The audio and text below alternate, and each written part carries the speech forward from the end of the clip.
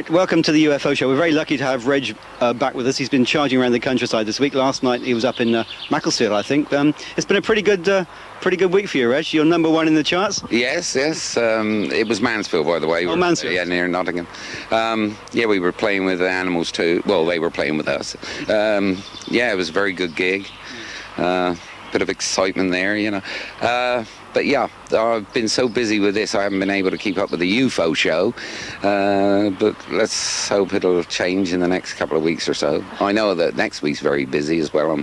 I'm doing a load of papers, interviews next week. Yeah, you're in the News of the World this Sunday. I saw that. That's right, yeah. And I think the Observer's coming up and Independent. Do you think that's a way of getting your message across about corn circles and UFOs and things as well? It is. I mean, I've been doing some of these interviews. Normally an interview with a paper takes half an hour, you know, something like that. But I've been doing 4-hour interviews, and I've been giving them a lot of information about what's going on with the UFO business and that. But it's whether they print it, you know, whether they feel that it's, you know, strong enough to print. Do you think they're starting to believe it? I think when you know the nitty-gritty of it, you know, but it's very difficult for people to put this into actual practice. That's the problem, to actually write it down. I mean, I'm writing a book now, I'm 2/3 through it, and it is very difficult to instill what's happening in people, you know. Yeah, for instance, this week we had a report of some UFO out at Bullington Cross, I believe. That's right, a young lady, Italian lady coming back through to Andover and saw a very close encounter. She saw a cylindrical shaped object and for several minutes, I hear, because she was slowed down because of the traffic works out on the road. I would love to see if anybody came along there a few nights back, I think it was about 7 o'clock. If there was anybody else coming back to Andover in that traffic jam, let us know, because she definitely saw something. Although we're trying to ask her to come and tell everybody about it. A lot of people don't like to actually say on TV, but you know, you got to do it. You got to do it, because the more we know, you know. Well, I admire you, because you were in print in the News of the World, as I say, on Sunday, and you actually made your case there. Yeah, I mean, they did print quite a bit of it, but it's so much more involved than that, and it's very difficult to get it over in just a paper or even an interview. And when you get 10 minutes even on a TV show, you can do it maybe gradually, but it's so involved. So what else is coming up? There's quite a few things happening in July. We've got Asteroids, and we've got your performance with Colin Andrews. Yeah, that's right. Last year, I don't know whether anybody remembers that I predicted something that was going to happen on the 22nd of July this year. But this was July last year when I said it. In actual fact, they've got a better date now, and it all begins a little earlier on the 16th, and a whole line of asteroids are coming in to hit Jupiter. It's 480 million miles away at the moment. We may be able to see it. Some people say that we'll be able to see it. Some people say we don't. The worst scenario, of course, is that it'll change all the poles and everything, and the magnetic fields will be messed up, so don't fly. I mean, there's all kinds of aspects, but I expect it'll probably go unnoticed unless you're looking in a specific part of the sky. But these are quite big asteroids, aren't they? They're very big asteroids. You know, there's some about 2 miles, 3 miles across. That's going to make a bit of a mess of Jupiter, yeah, surely. But Jupiter is about 1 million times bigger than Earth is. So, I mean, you know, in comparison. But it is a gaseous sort of planet. So who knows? I mean, they've never experienced it before. So through the telescopes, it'll be quite some sight, I should think. But they say that it's going to hit, each one of them are going to hit on the other side of Jupiter. Now, they can be wrong, because when they say there's going to be something hit Earth, they're always 500,000 miles wrong. So, you know, let's see. It'd be nice to look forward to. On the 22nd, that's the final day of this, what they're calling the string of pearls, because they're strung out and they're glowing like a string of pearls, these asteroids. On the 22nd, we have a UFO show and a crop circle update. around at the Cricklade Theatre, and I would, if I were you, book early because it only holds about 272 people, so you really want to get there or get the tickets as soon as you can. But it'll be very interesting. I'm going to be talking for about 10 minutes, and then I'll be introducing Colin Andrews, who's got some very interesting news coming up now, and also Timothy Good, who has written many books on it, and one of his latest books is The Alien Liaison. If these two guys don't know, then it hasn't happened yet. Well, I hope we're all going to be here on the 22nd of July. If the asteroids bounce off Jupiter and may come towards Earth. Ricocheted, there'll be duck and drake across space. But mind you, even the light takes 40 minutes to get here from Jupiter. So, I mean, it all depends how fast these asteroids are travelling. But maybe a day, 2 days, 3 days. Colin rang me the other day and said he's been had some funding from the Japanese government, was it, or the Chinese government? That's right. They want him to really investigate each individual crop that comes up. I mean, we've been out in the fields now trying to get some of the information together, but he arrives over here, I think, on the 17th or 18th of June, which will be great, Fantastic. Well, anyway, just tell all the Andover viewers to watch the UFO show. Yes, do watch the UFO show, and if you see anything strange, don't be put off, don't be shy. Please come and tell us, because we want so much information that we can throw at the government and make the government own up to what we think has been going on. Okay, Reg, thanks so much for talking to us. I know you're really, really busy. Best of luck with wet and lovers all around. And I'll be back as quick as I can after all this has cooled down. Thanks a lot for talking to us. Thanks.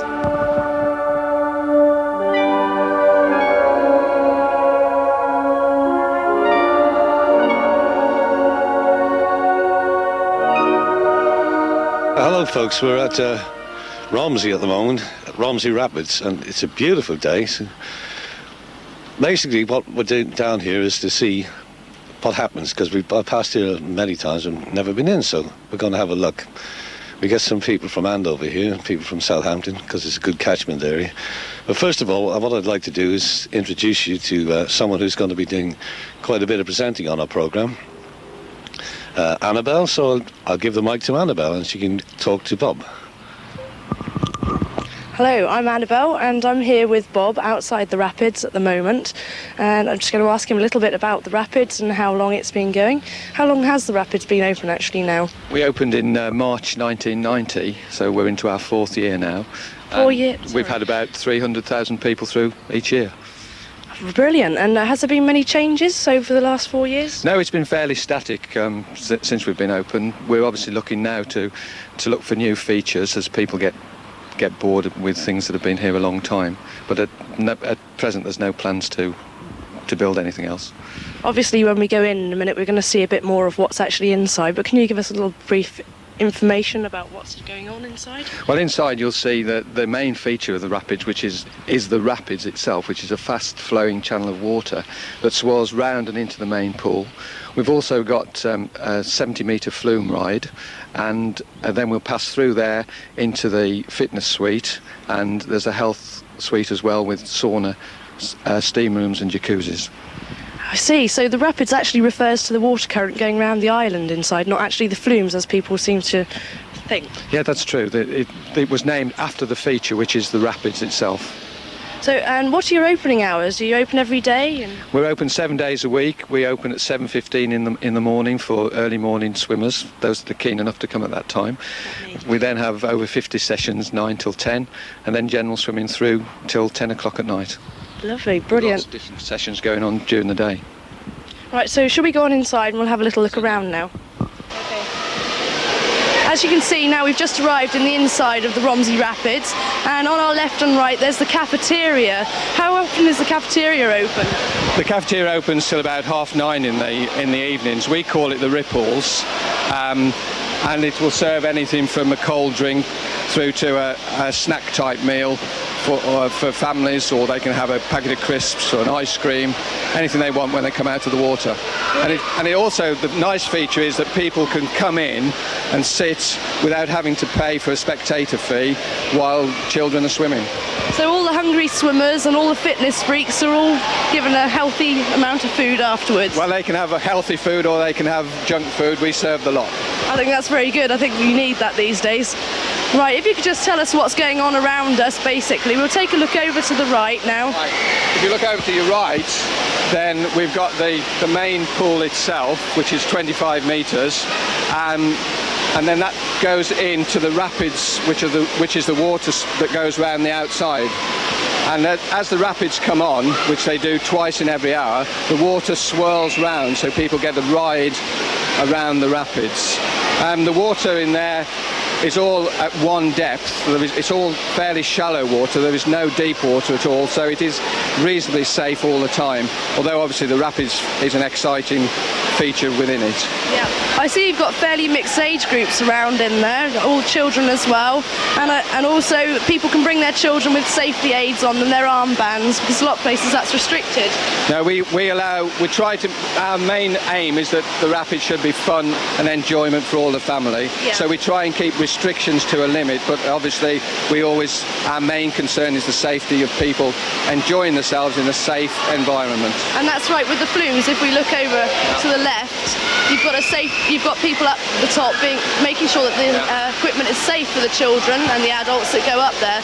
I believe your member of staff makes sure that people go down the flume when it's safe for them. They do, yeah.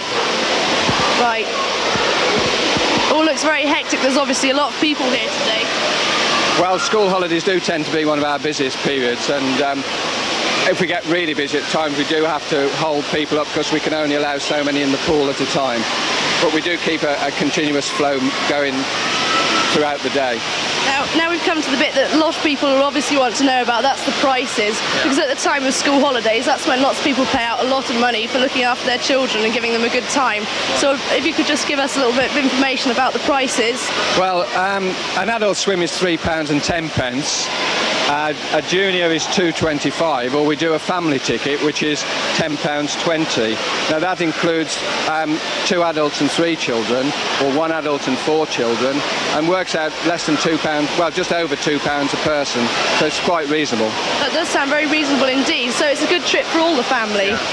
If we just step over, what's this? We've got something over here. This side here, this is the features pool. Right. Where you've got the water cannons and the mushroom float and the little cascade pool for the little ones. And that's our learner pool in the corner, which we use for swimming lessons throughout the year, and which prove very popular with the children and the adults. So basically there's something here for everyone, and whether you're a good swimmer or not, you can still enjoy yourself at the rapids. That's right, we try to cater from everybody, from the tiny tot right through to the senior citizen, and we try and give some activity for them throughout the week. It must give you a lot of pleasure to see everyone having so much fun as well when round in the environment. It's a great job. It becomes almost a way of life, but to see so many people enjoying themselves really makes it worthwhile at the end of the week. Right, should we just go and have a chat with these people over here, and we'll see if they've come here before? Excuse me, sir. Hello. Have you been to the rapids before? Yes. Do you enjoy it here? Oh, they do, the children. Yeah, you bring the children here in the holidays, do you? Yes, that's right. What do you think of it? It's alright. It's alright? Yeah. Do you think it's brilliant? Okay, yeah. What about you? What do you think of it? Yeah, I like it. Yeah, what do you like best? The flume. Flumes. Is it really fast? No. No, not really fast. You meant to say it's fast. What about the rapids bit where you go round in a circle? Yeah, I like them. You like that bit too? That's cool. Right, should we go on over? Right then, folks, we're just about to head through to the fitness suite, so if you'd like to follow on round. Right. So now, this is the fitness suite, so what's it, weights in here? And we've got weights and we've got aerobic equipment as well. We've named it Reflections, then everything follows on. We've got the Ripples coffee shop, the Rapids and Reflections, all related to the water. Brilliant. So at the moment, I can see from when we come in here that you've got both males and females in here at the same time. Is that a regular thing? Yes, it's always mixed. And as I say, we've got the resistance equipment, the bikes with the computer controls, the treadmills, the rowers and the steppers. So there's something for everyone. And what about supervision? Are you supervising here for people? I mean, do people have lessons if they need lessons on the equipment? Is that provided? What we tend to do is ask people to have a personal assessment, which we give them to start with. from one of our qualified instructors, who will then give them a personal workout card. Right. When the first time they come in, the instructor will take them through their card, and then they carry on, and then they are reassessed after about 25 sessions. So ideally, if a child wants to go in the swimming pool and the parents want to come in here, they can do both, and Yes, both fine. be supervised. That's right. So there's always something for all the family. So what's aquabeat? Can you tell me a little more about that? Aquabeat is when we have an instructor on the pool side who's got music playing, and it's like aerobics but in the water, and then everyone's jumping up and down and getting their exercise with the resistance against the water. Now we're going on through to the health suite. What happens in here? Well, this after the strenuous side of the fitness suite, this is the more relaxing part of it. That's the bit I like. Yeah, let's go in and have a look. Right, in we go then into the health suite. So here it is, the jacuzzi, so people who've just been doing some extensive exercise can just relax those That's muscles. right. Or they can just come in and use it without having done the exercise. We do sell a separate ticket for use of the health suite as well. And for all these extra parts of the sports centre, well, leisure centre, is this open all the time, the same opening hours as the pool? Yes, it's all open 7 days a week, all the way through the year. So it doesn't matter what your preference is, you can always come here. Yes, there's always something to do. If it's in the winter, particularly, this is a nice warm place to be. Yeah, I agree with that, definitely. And we always say it's always summer at the Rapids, so... Brilliant. So now we're up in the little features tower. We've got the little console over. When the camera pans round, we'll see. So you can actually control what happens in the pool, and you've got all these special effects. It's like a kid's dream, isn't it? That's right. Water cannon and bubble lounger. I gather you can all see it now, folks, but this just looks like a kid's dream. You can sit up here and fiddle with every button and have all different things. So what do some of these things do? Well, normally the whole of the features runs on a computer system, and they all come on in turn, one after the other. If we want to alter that system, then we can do it from this control panel, or if we have an emergency, we can switch them all off at once. So we've got things like the spa pool, which is like a large jacuzzi down on the main pool. Yes. We've got the rain shower, which is like a cold thunderstorm when it hits you when you're in the features pool. And the water cannons obviously shoot out large jets of water. And the bubble bursts are bursts of water that come up through the main pool. It all sounds great fun, I must admit. I'd love to just sit up here and just play with all these buttons and I think you could have a field day, couldn't you? I think you could cause chaos, yes. It just looks brilliant. So it looks like everyone's having a whale of a time down in all the pools now. It must be, as I said before, it must be just such a great pleasure to see people having so much fun. Yeah, it's a great satisfaction when people come here and you look at the smiles on their faces, particularly when they just walk through the door for the first time, and you'd see their amazement when they look around and see all the features we've got. Yeah, I could just see that you probably don't let any of the kids in here, because I mean, once they get in here, I bet they'd cause havoc. They would, undoubtedly. Thank you very much.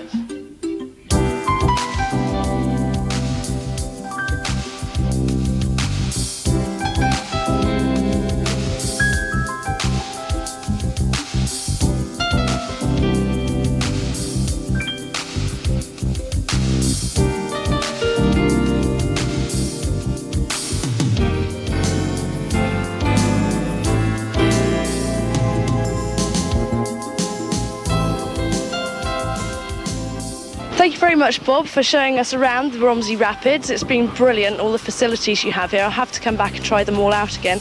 I suppose now we might have a ticket on our car. No, car parking, all the car parking is free here. Thank you for coming down, and let's hope we see a lot more people from Andover coming down in the future. I'm sure you will. After seeing all these features you have here, I'm sure you'll have a lot of people attending. Thank you very much. Right, Annabel, how did you enjoy your first interview for Town TV? Well, I did find it a bit nerve-wracking, but apart from that, it's been very enjoyable. I've enjoyed looking around, but I think I'll go home and bite my nails for a little while now. Well, until the next one. Well, after that, I'll bite them again, I think. Anyway, we think you did very well indeed. Thank you very much. You will see Annabel from time to time on Town TV. Keep your eye out for her.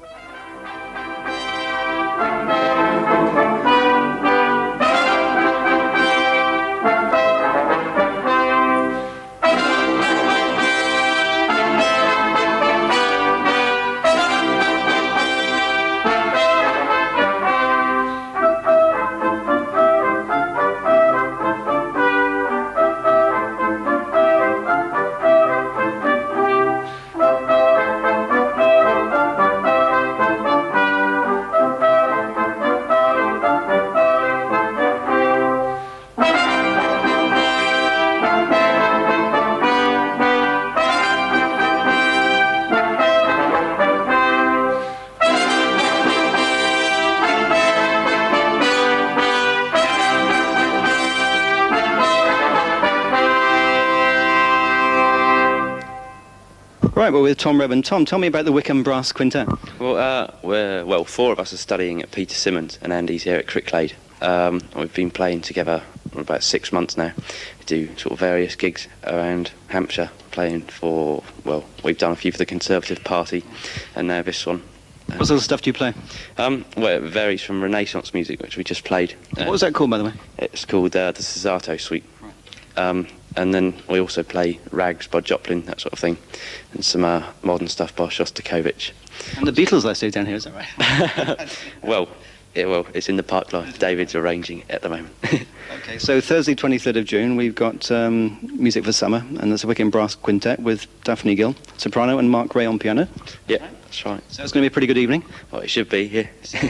Right, tickets are $4.50 and $3.50, so I tell all Town TV viewers to come along and support the Cricklade and the Music for Midsummer. Daphne, what are you going to be singing on Music for Midsummer? Well, I'm doing all sorts of things. I'm doing some English songs, I'm doing some opera, a German song and a French song, and we hope we're going to give good variety. You actually be performing with the Wickham Brass Quintet? This is our first concert together. We hope there may be more. They sound excellent to me, I don't know. Well, I agree. I think they're wonderful. So how long is the concert? It starts at 7:30, do you know? Well, it should be over, I suppose, just before 10 o'clock. Okay. And next year we've got Mark Ray, who's a pianist for the evening. Hello. Hello. So what are you going to be doing, just accompanying? I'm going to be playing with Daphne for the various songs and one or two solo items, including some Debussy preludes and a piece called The Island Spell by John Ireland. Wonderful. Daphne, anything special we should be looking out for that evening? I don't think so. I hope everybody's going to enjoy it. We're giving a lot of variety, so I don't think anybody will be bored. Good, okay. Well, thanks for talking to us, and we'll see you on Thursday, 23rd of June.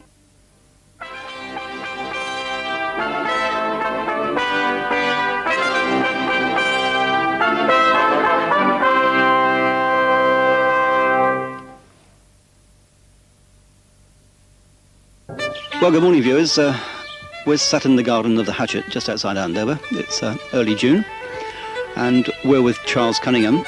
Now, you may remember last year we went to see Charles over at Whitchurch, over at his vineyard. And this morning he's brought out some of his vintages for us to taste. And so basically, Charles, how's it gone this last year? Surprisingly well, considering the autumn of 1993 that we had. I think I've got one very respectable dry white, shortly to be released, and potentially I think the reds and the champagnes should come up to scratch. You just told me you just had some good news yesterday. Yes, indeed. I believe I am the first English vineyard to have a red wine nationally distributed by a supermarket chain. That's wonderful. Many English red wines around? Not that many, and certainly maybe not that many that are drinkable. All right. Should we have a little taste of one? Have you got your red here? I have indeed. Let's have yeah. We'll have a little look. The viewers can't taste it, but they may be able to later when we give them some more info. But certainly got a good colour there. Okay. And this is 11.5 degrees. Indeed. In fact, it's nearer 12, but...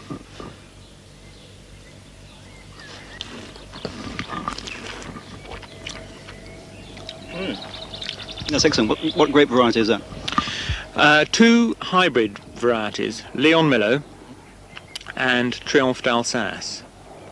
Hybrid really because in England it's a very marginal operation growing grapes and getting them to ripen. And really for reds you need a variety that has got to ripen pretty thoroughly, and hence the hybrids have been developed A, to get the ripeness, but B, to have the disease protection while still staying on the vine for the longest possible time. Yeah. You were telling me you had some nervous moments earlier, I think last month, when it got a bit chilly one night. Yes, early hours of a Saturday morning, the thermometer went down to -2, and there was a little bit of damage, but luckily very little. Had it been -3, it could have been... Yeah, just explain to the viewers what happens if it does drop at this time of year. Well, at this time of the year, the shoots are probably 6 to 8 inches long, and fairly fragile, and the growth gets burnt off, and well, the cells break down, and in fact, not only do you lose that growth, but you get a source of disease, which you've got to quickly get on top of.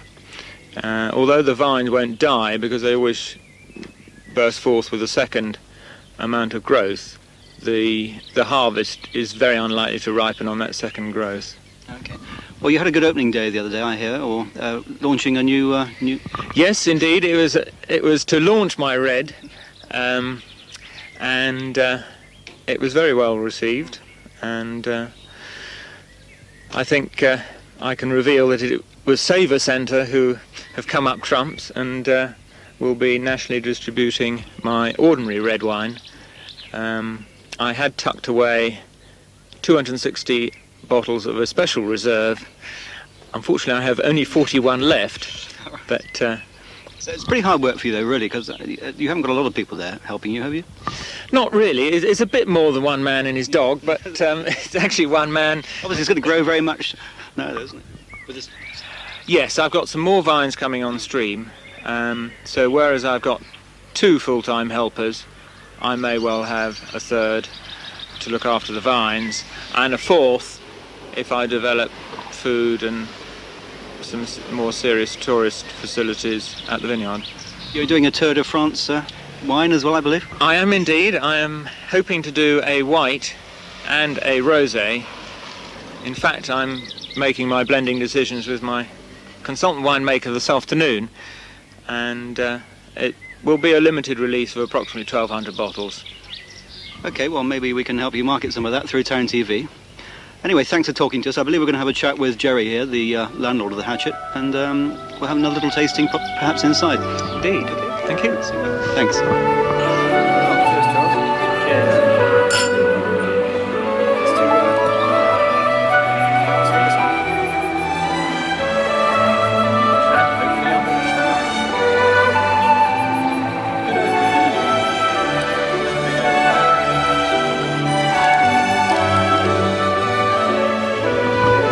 Right, we're sat here in the Hatchet with Gerry, the owner of the Hatchet, and Charles. Thank you for that tasting just now. It's pretty good. You were telling me about the some of the funny wine restrictions that we have in Europe. And obviously you're an English winemaker, so elaborate a bit. Yes, unfortunately we have all the disadvantages in that we're about to be asked to have very severe restrictions on the natural grape sugars at harvest time before we're going to be allowed to make wine. Yeah. It's really in an attempt over the whole of Europe to reduce the wine lake. But the practicalities are that it's not England that's making the wine lake. Right. We produce 1 in 13,000 bottles produced in the... 1 in 13,000? In the EU, as they call it. Right. And it really is what we call the Club Med countries, Yeah. Italy, Greece, France, Spain, Portugal, Yeah. that in fact have very high yields. Yeah. And although they do have some go to compulsory distillation, they get a grant for that. You can actually grow vines, can't you? You are allowed to still continue to plant. Yes. We have a limit up to which, when we get there, we will be banned from planting any more, which is the case right through Europe. Yeah, okay. Correct. Do you get asked for English wine, Gerry? Now and again, Yeah. but not very often. Yeah. I think probably the reputation hasn't been that good until now. And I've just tasted this red, which is amazing. It's very good, actually. They've got a very good name, actually. They've won quite a lot of prizes in Europe, English wines, Yeah. which a lot of people don't know about. Yeah. Much better than Canadian wines, I tell you. I never tasted it. Spring to the improved dramatically in the last 4 years since I was last there. I agree with that. No, spring to the defence of the English wine industry. I think there are some really good wines around, aren't there? Yes, there are. There are. Yeah. Probably 10 to 15 very good wineries producing. The winemaking techniques and styles have been improved immeasurably, I should say, over the last 10 years. And long may it continue, because our only route really is for high quality in the bottle. Right. Okay, well, let's see what's in this bottle, shall we? It looks very interesting there. Right. Who's going to pour? Gerry? All right, fine. Thank you. And this is the what? What are we going This to be? is the 1992 dry. Basic grape variety there is Madeleine Angevine.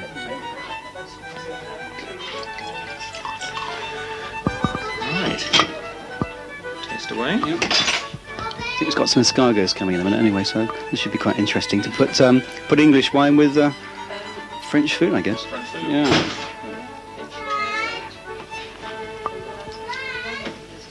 Yeah. Mm. Come along a lot since you last tasted that in towards the end Quite of last amazing. year. That's right. Yeah. I'm walking around Whitchurch Vineyard tasting this.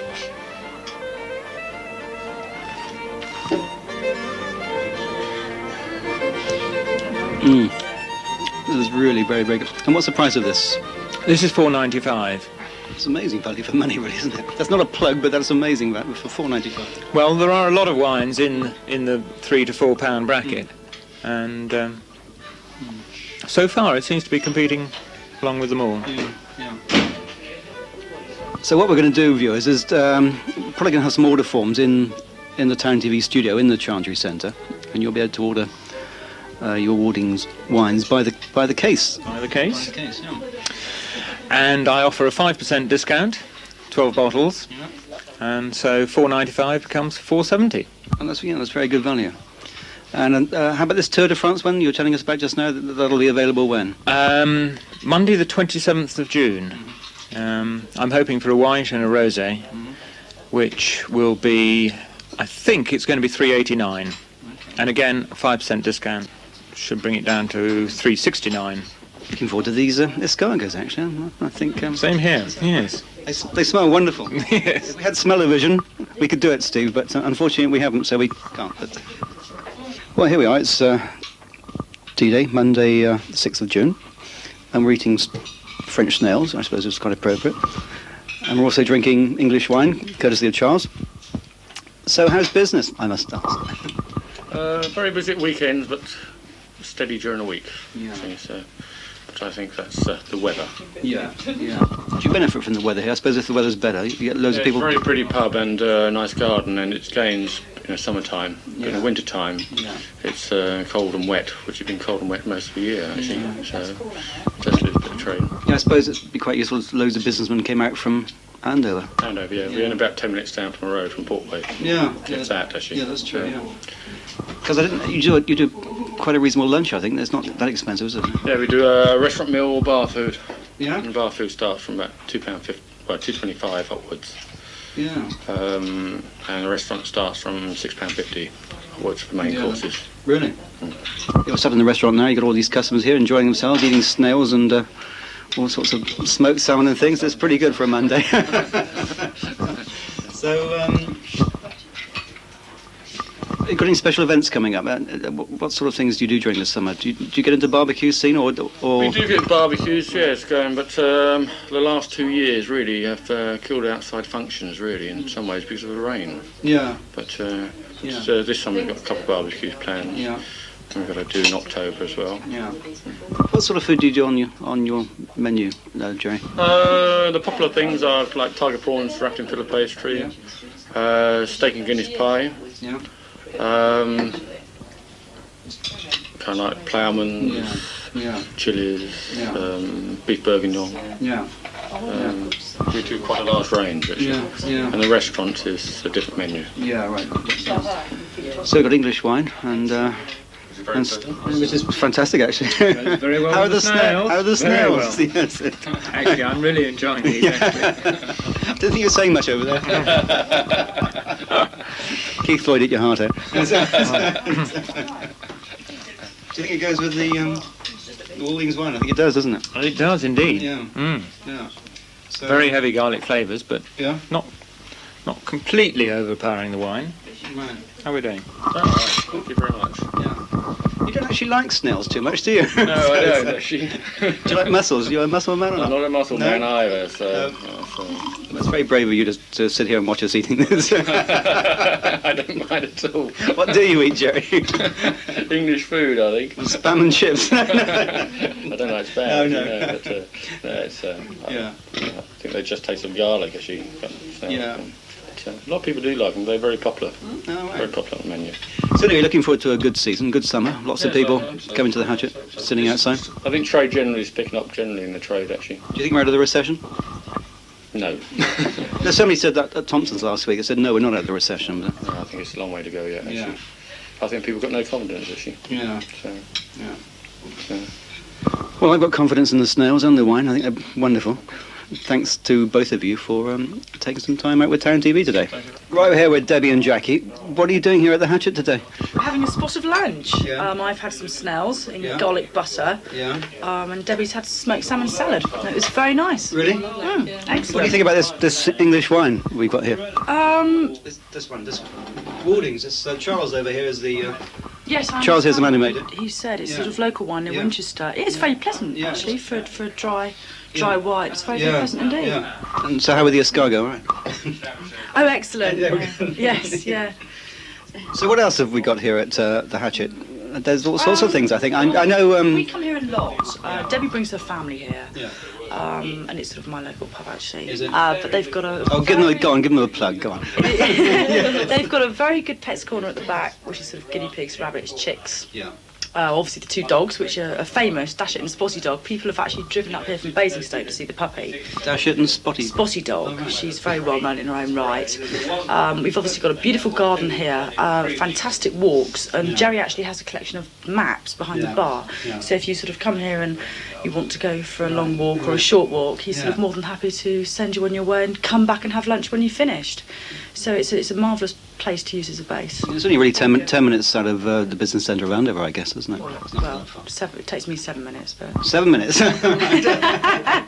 PC Bill Williams, if you're listening to that, don't take any notice of that, but anyway... Yeah, it's a super place. Very good food, good beer. Yeah. Very, very good beer. And in the winter, obviously, it has a massive Inglenook fire, roaring fire, sort of broths, gamekeeper type menus. It sounds wonderful. Appeal to some. Yeah. And then in the summer, it's a sort of seafood, very good seafood, salad, fish, and they're very flexible. The chef is very flexible. Okay. So what's the phone number, Gerry, here? 730... 730... 229. 229. So if all your viewers want a really good meal at the Hatchet, it's 730-229. 229, and they really ought to book. If they want to use the restaurant here where we are, they ought to book for weekends because it gets very busy. But they're always welcome in the bar and cracking food. Well, thanks for talking to us. Okay, nice to see happy customers. Okay.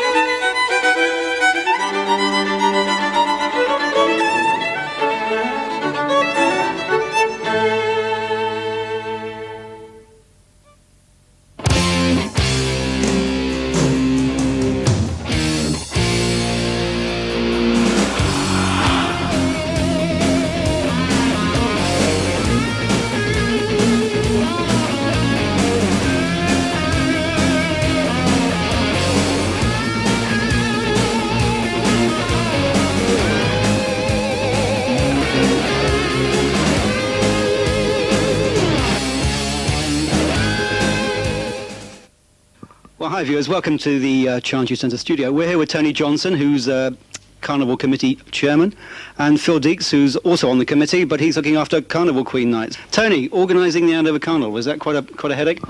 It certainly has been this year. The problem is with this year is we found ourselves slap bang in the middle of two other events. If we'd known earlier that the tour was coming through, we might have decided to move Carnival. So when is the date for the Carnival? The Carnival this year is going to be on July the 2nd, which is the first Saturday in July. We're not running it on such a large scale as we had last year with the big events that we had on there. But saying that, what we're aiming to do is to put on good entertainment for everybody that will be free of charge for anyone that wants to come in. Yeah. I mean, last year we had an entrance fee to actually get into the showground site, and we made quite a bit of money out of it, and this year we're trying to put something back into the community by putting on a slightly smaller scale thing, but still giving everyone good entertainment. Yeah. So where's it going to start and finish this year? It's going to run the same route as it ran last year, which is starting at Woolworth Industrial Estate with the actual lorry floats, and proceeding from there down Vigo Road, where it will pick up the pedestrian entrance at the Recreation Road, and then proceed on through the town and out onto the Salisbury Road to finish at Swatonsfield, hopefully at about 8 o'clock. Okay, great. So what charity is going to benefit this year from it? We haven't got one particular charity in mind at this moment in time. Usually the chairman of Andover Round Table will select either one charity or a number of charities through the year for which he wants that year's funds to be donated. Plus we always get an influx of letters from people during the year for donations. We help MenCap, Riding for the Disabled and all those sorts of people. So the money will be spent in a wide band of charities probably through the year, but all on local charities. Obviously you're from Andover Round Table. What's the support like from the local businesses? Well, it's quite good actually. For the Carnival Queen Night, we've got a major sponsor, and that's Barnacles Removals. They're going to sponsor most of the cost of the evening, which means that any money that we raise on the Carnival Queen Night will be going towards the charity account, the Carnival charity account. We have support from Ashley's, the hairdressers. We have support from Bliss Body Shop, and we have support from Gallagher's, and also Waverley Hall Studios. And Taryn TV will be there, of course, to cover the events. Obviously, last year was very successful. I mean, the procession was quite staggering last year, the whole event. Why have you downgraded it slightly? Because of the litter? Mainly because of the litter and the fact of Lions Club are running the Andover show the week prior to us. We considered that probably with 3 events very close together, with people's funds being limited these days, that there won't necessarily be enough money for everybody to go out and spend a lot of money on 3 very close events.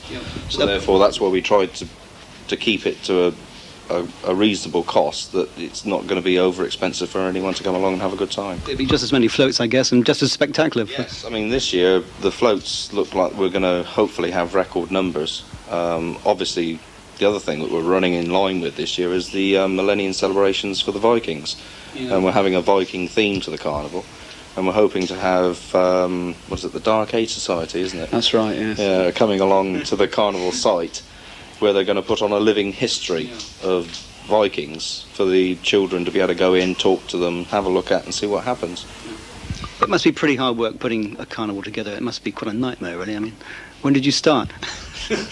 Well, basically we started when the last one finished. It was about a month after the last carnival finished I was elected chairman, and it starts rolling from there. And the phone bills just get bigger and bigger and bigger because you spend all your time on the phone chasing people, trying to get things organised. It's all done very good-naturedly, though.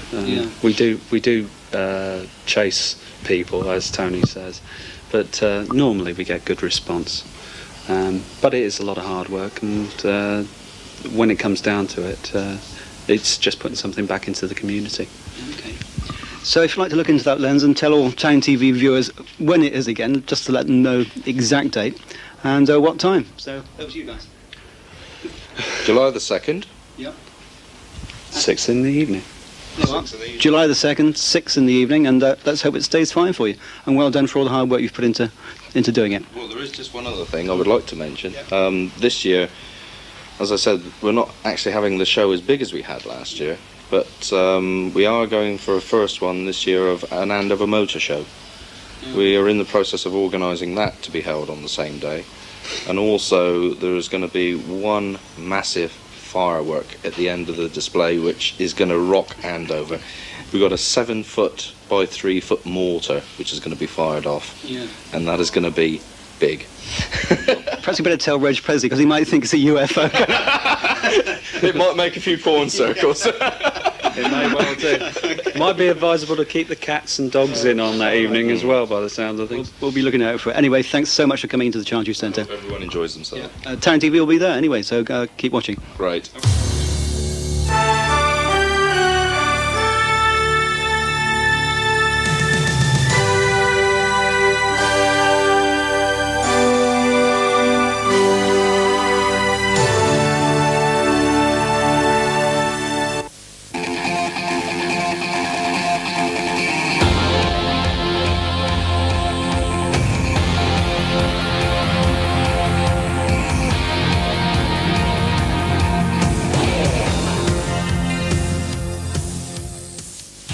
Okay, we've got a half a minute advert coming up now, and we'd just like you to look at this, and afterwards I'm going to tell you some really interesting information about a massive advertising campaign we've got going, so you watch closely. The New Look Cable Guide is the only magazine designed for you, the cable viewer. It's full of information on 30 cable channels, and the A to Z film guide shows every film on every channel. If you're a sports fan, the Sports Diary will make sure you don't miss a single program. Every sport is under its own heading, with details of every program. If you're a cable viewer, then Cable Guide is the magazine for you. Well, I don't know if you realise that advert was half a minute long. And here on Town TV, what we're going to be doing in these next few weeks is to be running a really special advertising offer for you, Town TV viewers. What we're going to be doing is charging just £89 plus VAT for a 30-second commercial on Town TV. And that means that Steve and our TV crew will come out and film a commercial of your choice for £89. Now, that £89 advert just doesn't go on once a week. It goes on twice a day for 7 days a week, all for the sum of £89 plus VAT. So I think you'll agree that's pretty good value. What we want is your house, your car, your business, your retail business, in fact, anything you want to advertise it with us on Town TV. And you'll be seen by most of the population of Andover who can pick up Cablevision Channel 1. So think about that, £89 for 30 seconds. Give Tony Murray a call at Town TV on 33556. 33556 is the number to call for your £89 advert. So look forward to hearing from you. Bye.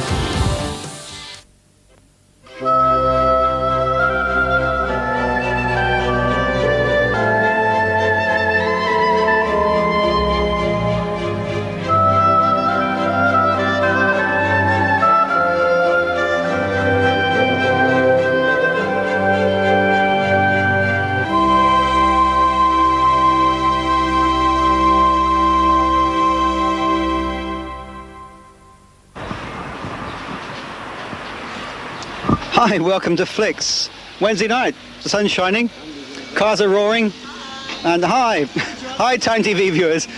Welcome to Flicks, and it's just gone 8:05.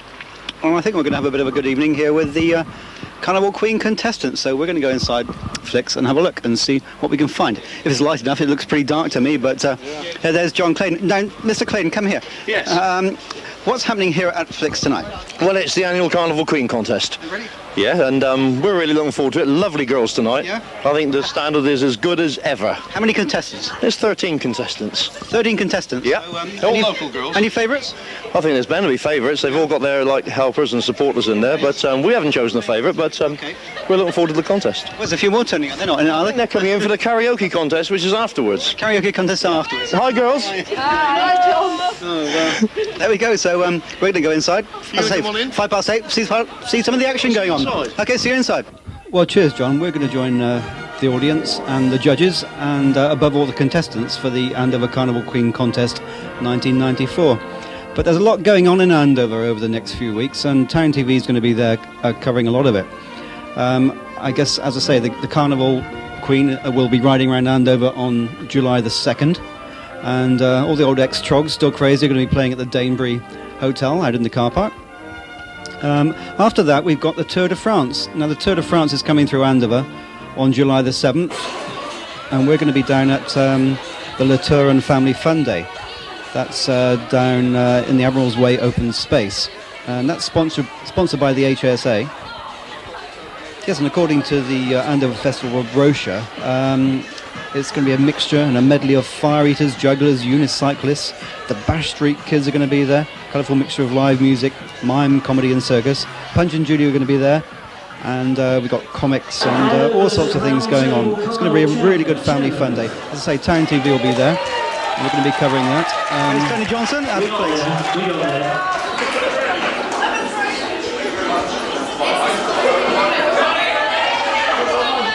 While Tony's having problems with the mic, I'll tell you a bit more about the Andover Festival, which starts on the 1st, and that goes on until 17th of July. But he's still getting a few problems there.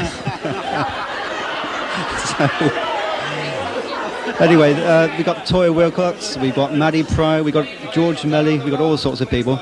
I see Tony's going to go without the microphone.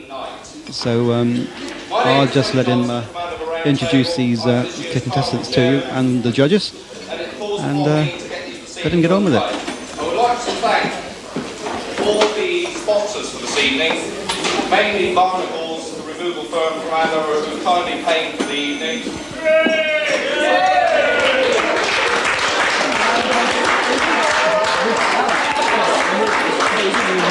Plus, we have very kindly been donating prizes from different companies such as Bliss Body Shop, Gallagher's Florist, Waverley Hall Photographic Studios for the photography, Ashley's hair design.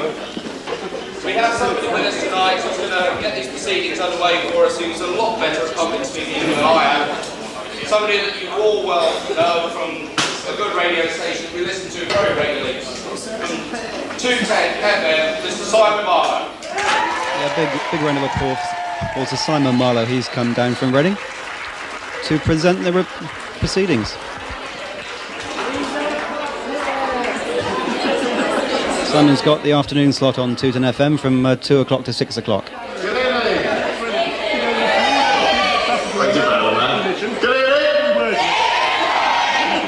Right now, how many supporters of the girls have we got? Are you all supporting the girls tonight, ladies and gentlemen? Who's going to win there? As ever, a very enthusiastic Andover crowd. Who's betting on number one? Natalie! All of it now. Another chat to the girls.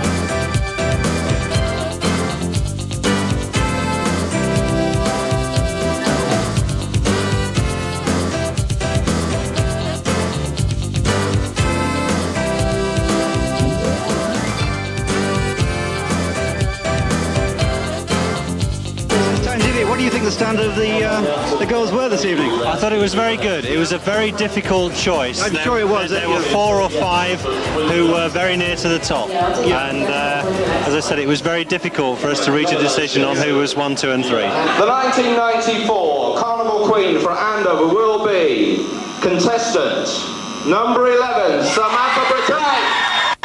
Samantha has won Andover Carnival Queen competition 1994. There she comes. She's gone home. 17-year-old belly dancer, I believe. Well done.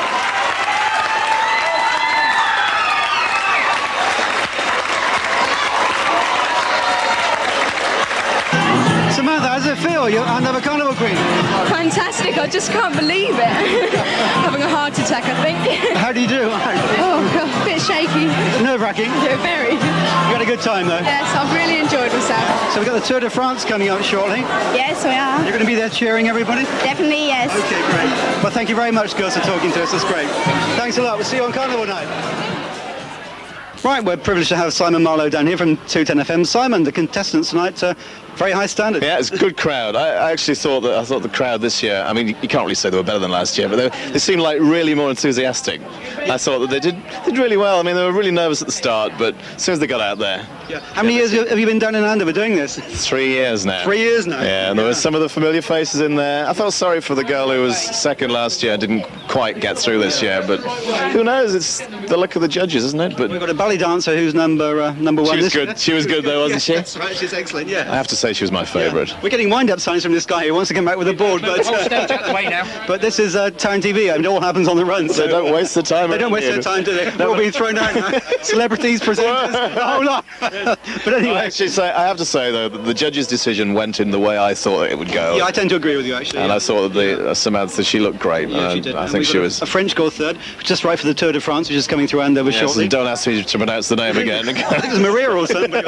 Maria was the easiest way out. Right, yes. But I thought the judges the decision was right, and I thought it did really well. Yeah. Anyway, we talked earlier this evening about Reg Presley. Reg, as you know, is number one with Wet, Wet, Wet, and Love Is... How does he feel about that? It must be I think he feels rich. Over the moon. Is it true then? Is it true that he's supposed to be making $1 million out of it? Well, so the rumour goes. I mean, he's sold...